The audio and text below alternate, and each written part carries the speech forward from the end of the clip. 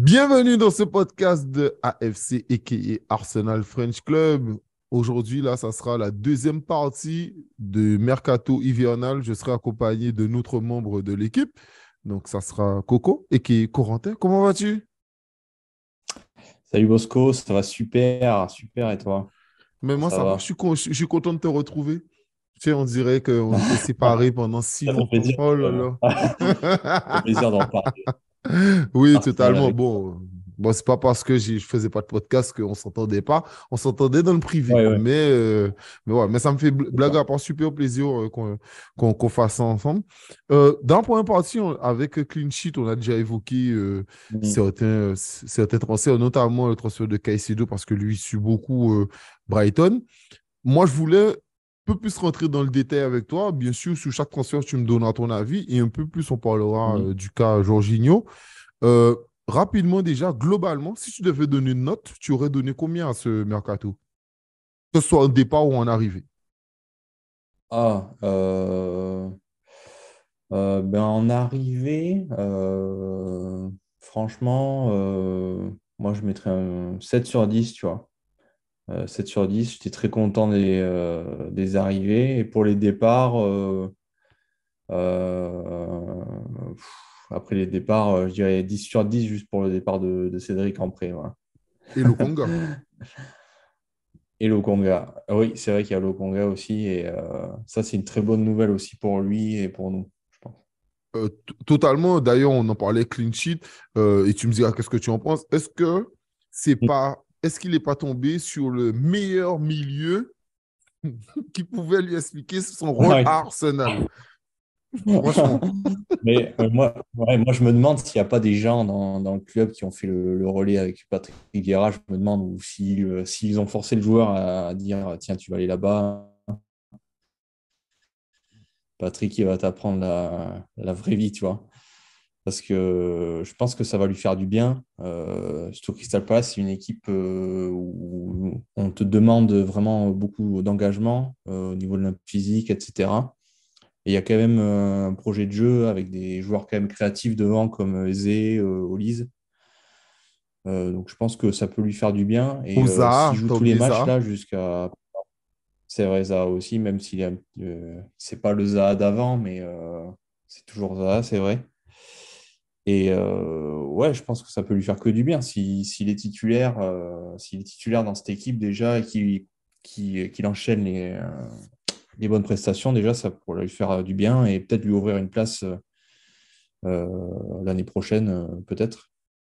Moi, je pense qu'il sera simplement dans la rotation. Si Declan Rice vient, je pense pas qu'il Oui. sera là.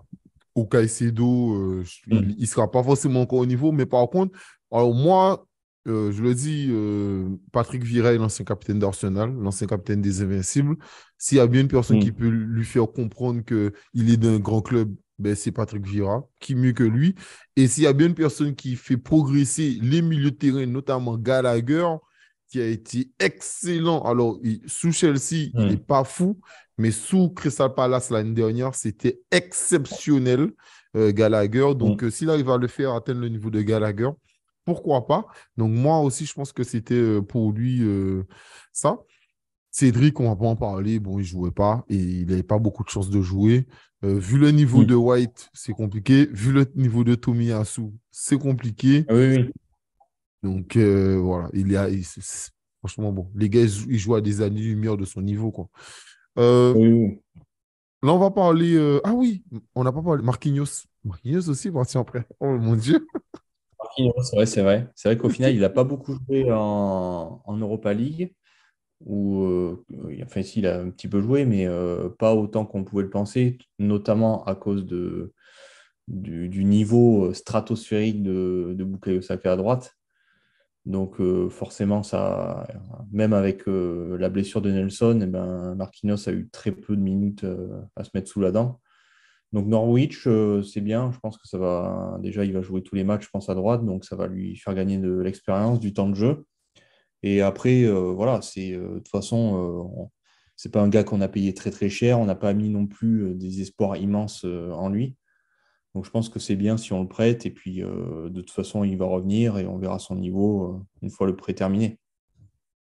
Totalement. Payer 3 millions d'euros. Ouais, bon, ouais, pas grand-chose à rajouter. En plus, Nelson est revenu de blessure. Ouais, Donc, voilà, sachant que Nelson a fait un très bon retour, ça sera compliqué pour lui.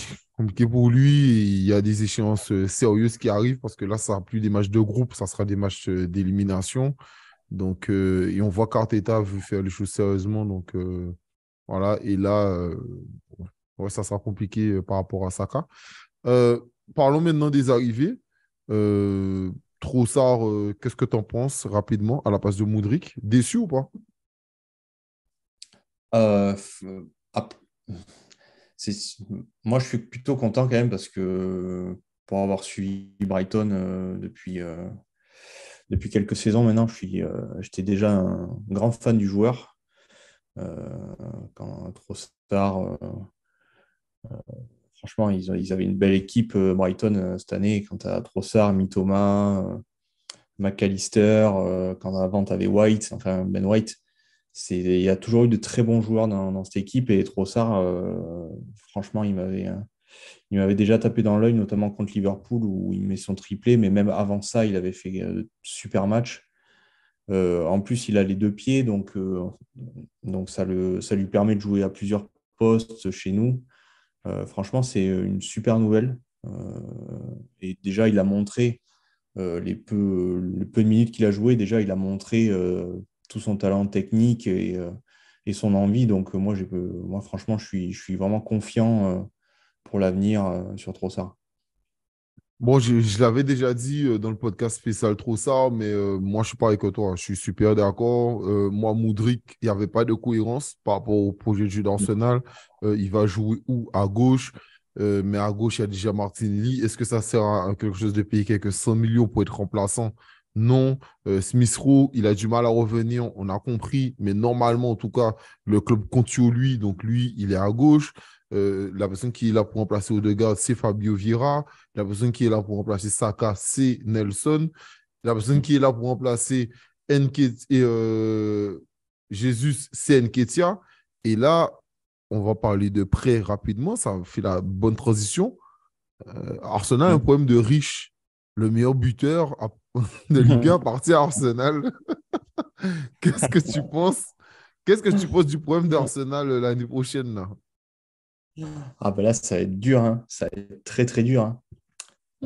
Ça va être très très dur parce qu'on a quand même du coup trois buteurs d'un excellent niveau. Je dois avouer que Balogun, à ce niveau-là, je ne m'y attendais pas. Marquer autant de buts Ah à ce ouais. moment-là de la saison. Ouais, je m'imaginais qu'il marque à peu près 10 buts dans la saison, tu vois. Mais déjà 14 en 21 journées, je trouve que c'est très fort. Et ouais, après, ça montre qu'il a envie et qu'il a des qualités en tant que finisseur qui sont indéniables, quoi. Donc après, d'un autre côté, nous, on a Nketiah qui a su assumer la blessure de Gabriel Jesus, même plus que ça, puisqu'il nous donne des victoires importantissimes. Donc franchement, on va se retrouver avec trois numéros 9 saison prochaine, ça va être dur, hein. Après, Apparemment, le club a déjà communiqué qu'il compte bien sur Balogun l'année prochaine. oui, Arteta l'a dit à plusieurs reprises, d'ailleurs, à chaque fois qu'on l'interroge à ce sujet, il le suit de près et il compte sur lui dans l'avenir. Donc après, vu que on sera très certainement en Champions League l'année prochaine, donc il y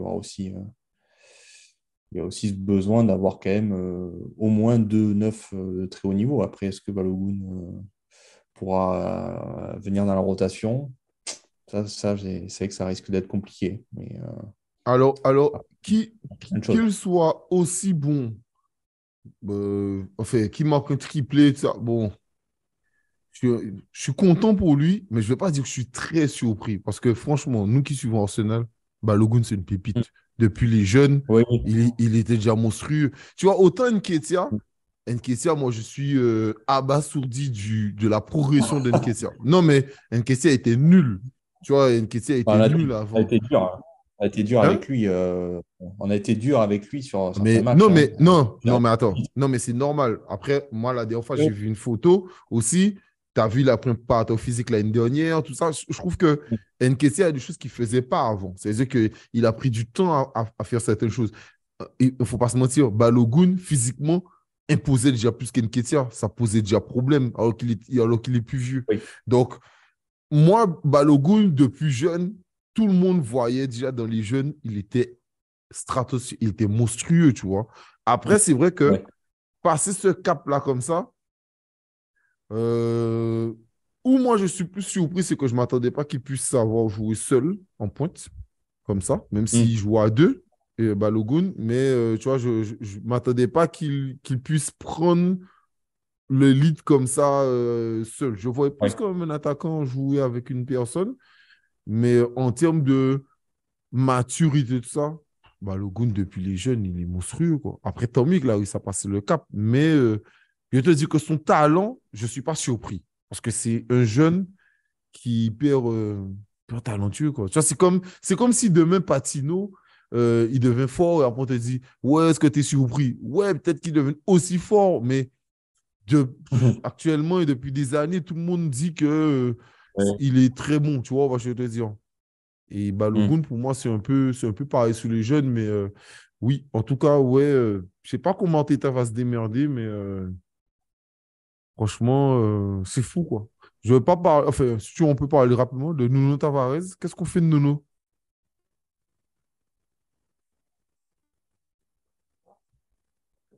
À Nuno, c'est compliqué parce que même s'il est très fort avec l'OM, j'ai toujours pas l'impression que il serait très fort, enfin, il serait compatible avec notre système. Quand on voit l'apport de Zinchenko, ce qui fait enfin, partout, j'allais dire sur son côté, mais au final, il est partout sur le terrain. Euh, Même la comparaison avec Tierney, qui est quand même un bon joueur, qui est quand même un joueur qui a quand même des solides bases techniques, athlétiques. La différence déjà avec Zinchenko elle est énorme. Alors, j'imagine même pas avec Nuno Tavares qui a quand même de sacrées lacunes dans certains compartiments du jeu. Et moi, je le vois pas, même s'il est très fort avec l'OM et il joue limite latéral droit des fois il joue ailier gauche. Moi, je le vois pas du tout occuper ce poste-là chez nous, quoi. Je suis totalement d'accord avec toi. Et après, moi, je vais te dire un truc. Même s'il avait toutes les compétences du monde, moi, il a dit un truc que pour moi, c'est radical. Dès qu'il a dit qu'il a tout fait pour avoir une option d'achat, frère, casse-toi. Voilà. Moi, personne n'est au-dessus du club. Ouais. Non, mais c'est vrai, personne n'est au-dessus du club. Moi, casse-toi. Tu voulais être prêté avec une option d'achat. Tu as insisté.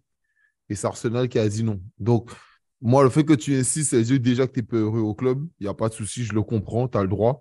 Ben, rentre chez toi. Moi, rentre chez toi, franchement, pas besoin de toi. Et même si ça serait si Partey dit ça aujourd'hui, casse-toi du club. Moi, personne ne sera jamais au-dessus d'Arsenal. Les joueurs passent, le club reste, comme on dit. Donc, voilà. Parlons de Jorginho. Allez, Content pardon, Georges. ou pas content? Content, pas content, tu as accueilli ça comment? Ben après, pour moi, tu as deux visions avec Jorginho. Tu as le côté un peu supporterisme, clubisme, et l'autre côté réaliste, on va dire, entre guillemets. Moi, en tant que supporter d'Arsenal, en tant que fervent haineux de Chelsea Football Club, je n'étais pas content de voir Jorginho arriver, tu vois. Parce qu'on déteste tous ce gars, tu vois. On sait pourquoi on le déteste, parce qu'il a été horrible avec nous, et puis sa façon de jouer contre nous, c'était vraiment le type de joueur insupportable. Mais après, du coup, tu as ce côté-là, mais aussi tu as le côté réaliste où tu te dis, ben, Jorginho, c'est vrai qu'en numéro 6 en doublure de Partey, c'est pas délirant. Il a une touche technique qui est quand même au-dessus de la Au-dessus de la moyenne. moyenne, largement. Ouais. Et même si c'est vrai, il a 31 ans, qu'il était un peu en fin de course avec Chelsea, je trouve que nous, il peut nous servir dans le sens où on n'est pas à l'abri d'une blessure, encore une fois, en seconde partie de saison. Et c'est aussi une pioche d'Arteta où lui, il voit dans Jorginho un espèce je pense, de liant aussi un petit peu avec les jeunes ou peut-être qu'il peut apporter une espèce d'expérience, même une sorte de stabilité au milieu, je pense, dans les matchs importants, ou peut-être qu'il va rentrer à la fin. Enfin, on n'a pas vu encore ce qu'il pouvait vraiment nous apporter au milieu, mais je pense qu'Arteta a une petite idée derrière la tête, même si ce n'était pas son premier plan, je pense, au départ. Mais bon, voilà, on n'aime pas Jorginho, mais d'un autre côté, bon, il peut nous faire du bien, quoi. Pour que tu as expliqué ça très bien, c'est totalement ça. Moi, supporter d'Arsenal, j'aime pas Jorginho, je le déteste et je vais toujours le détester. Ça ne changera pas. Par contre, réaliste, oui. Troisième ballon d'or dernièrement. C'est quelqu'un qui sait gagner. Il a gagné Ligue des Champions, il a gagné un euro en étant important dans les deux. Donc, c'est quelqu'un qui sait gagner. On a besoin de ça. Et c'est pour ça aussi que j'étais content rapidement sur le cas Modric d'avoir Trossard. C'est parce que Trossard a 28 ans. Les baby Mm. gunners, c'est bien. Ils font le taf, mais de l'expérience, c'est bien. Et il y a quelque chose que Albin il m'a énormément dit, et c'est là que je suis d'accord avec lui, c'est que sur le poste de milieu, il y a très peu de jeunes qui sont des patrons. Le patron se fait souvent avec l'âge. Et c'est souvent très tard. Et je suis d'accord avec lui. Moi, la seule personne que j'ai vu dominer le milieu, enfin la seule, je parle parmi les seules personnes qui ont dominé très jeune le milieu, bon, c'est des Wilshere. Mais des Wilshere, j'en ai vu qu'un. Tu vois, à la rigueur, les Ouais. Fabregas, on en a vu deux dans notre vie. Je parle à Arsenal. Bien sûr, il y a Xavi, Iniesta, etc., qui étaient à d'autres endroits. Mais moi, je parle à Arsenal. Moi, j'en ai vu que deux, tu vois. Donc, donc voilà, et c'est pour ça que j'ai même parlé, tu sais, j'ai pris cet exemple en disant avec Richard, que Sambi peut faire comme Coquelin. Tu vas partir, revenir à 26 ans, façon de parler, et devenir très bon, tu vois, parce que c'est à Mm. cet âge-là qu'il sera mûr, qu'il pourra contrôler son espace, comprendre qu'est-ce que les gens veulent, et un milieu, c'est compliqué à l'être. Donc, Jorginho, en plus, 10 millions, franchement, 18 mois de contrat. Et en gros, c'est comme s'il a un an de contrat, hein.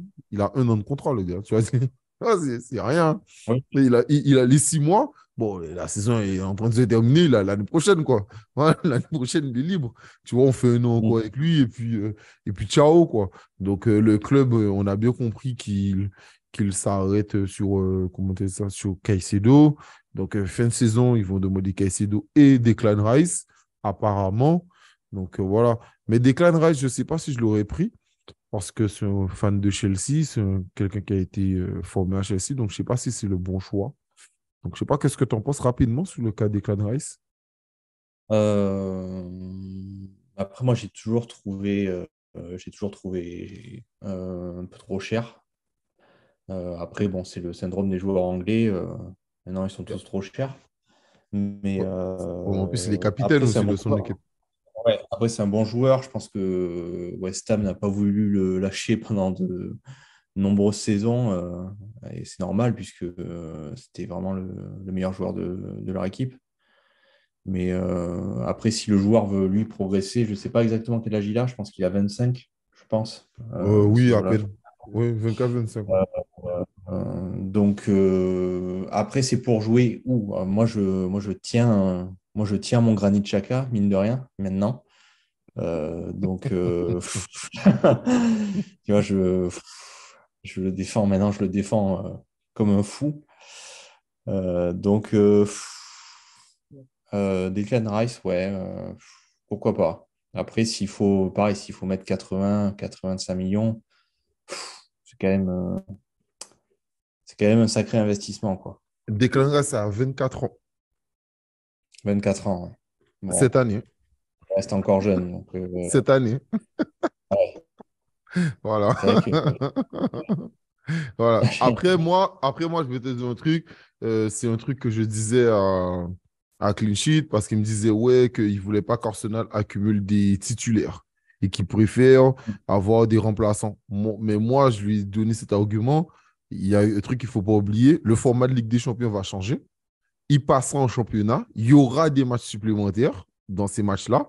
Donc, ça sera encore plus important. Tu vois, ça ne sera pas comme à l'époque où il y a les poules. Allez, les 2 derniers matchs, tu peux bazarder parce que tu es déjà qualifié si tu fais le taf aux 4 premiers matchs. Ça, c'est fini. C'est avec le championnat, ça sera 10 matchs et ça sera 10 matchs qu'il faudra jouer à fond. Donc, voilà. Et puis, je pense que Arteta, qui est quelqu'un d'ambitieux, là, il lâche la Carabao Cup et la FA Cup. Mais on a bien compris que c'est quelqu'un qui tient beaucoup à l'histoire d'Arsenal et que quand on a vu les changements qu'il a fait à la mi-temps de City, on voyait qu'il voulait gagner le match. Bon, moi, je n'ai pas compris pourquoi.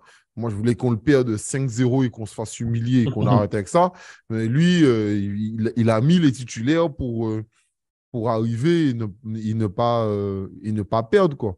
Et c'est de gagner le match. Bon, enfin, bon, j'ai pas trop compris, mais on voit qu'il tient à l'histoire du club et qu'il veut gagner cette FA Cup. Donc, si on doit jouer sur tous les plans, ben, pour moi, il faut au moins 4 milieux de haut niveau. Allez, au moins 3. Au moins 3 de haut niveau.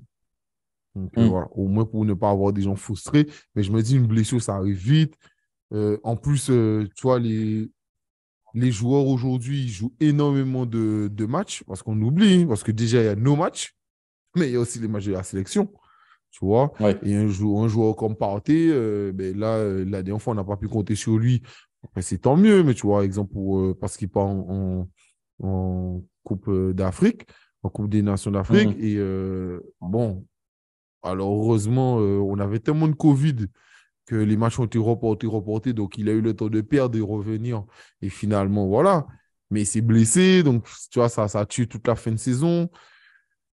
Ouais, et là, on n'avait qu'un match par semaine. Donc, si la fin de saison serait toujours qualifié en Ligue des Champions, est-ce que 2 milieux, ça aurait suffi? Tu vois, c'est toutes ces questions aussi que je me pose sur l'articulation de ça. Mm. Donc, voilà. Sous les arrivées, on a fini. Kivior, on n'en parle pas. On en parle déjà spécialement, je vous le dis, vu que le podcast va sortir après. Donc, il y a un podcast qui sortira spécialement sur Kivior avec un invité, vous verrez c'est qui. Donc, pas besoin d'en parler. En plus, je pense, tu le connais ou pas? Ouais, moi, je ne le connaissais pas du tout. Qui ça, Kivior? Oui, Non, je ne connaissais pas du tout, non. voilà. Ben, tu vois, voilà. Donc c'est J'avais parfait. même pas remarqué que c'était lui contre la France à la Coupe du Monde, Ah, ben, tu vois. huitième de finale. Tu vois, non, vraiment. Attends, tu sais quoi? Vu que j'ai même pas regardé un match de la Coupe du Monde, c'est dire que moi, je l'ai même pas vu contre la Pologne. J'ai même pas vu ce gars-là jouer. Donc, je connais pas du tout. Mais l'invité qui était là avec moi, il le connaît, il en parle. Donc, j'espère pour vous que ça sera intéressant. Est-ce que tu as autre chose à rajouter?